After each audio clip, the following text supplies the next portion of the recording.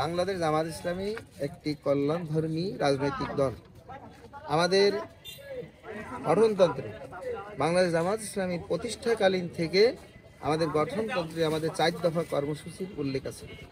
তার প্রথম দফা কর্মসূচি ছিল দাওয়াত তাবলীগ, দ্বিতীয় নাম্বার হচ্ছে প্রশিক্ষণ, শিক্ষা এবং প্রশিক্ষণ, তৃতীয় নাম্বার হলো সমাজ সংস্কার, চতুর্থ দফা হলো রাষ্ট্রীয় সংস্কার। আমাদের এই 4 দফা কর্মসূচি তৃতীয় দফা কর্মসূচি হলো সমাজ সংস্কার।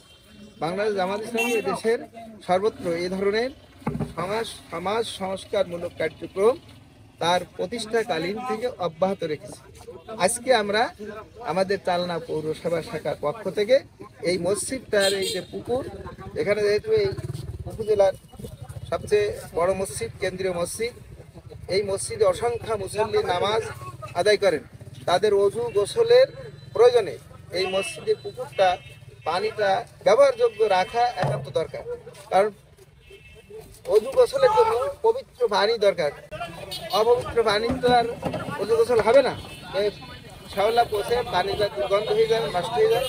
এই জন্য আমরা এই শ্যাওলা পরিষ্কার করে পুকুরের পানিটা ব্যবহারযোগ্য রাখার প্রচেষ্টাটা আমরা দিয়েছি।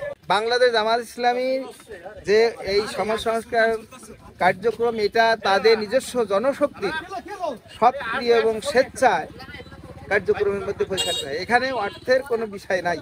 আমরা আমাদের শারীরিক পরিশ্রম দ্বারা এই কাজটাকে সুন্দর করব।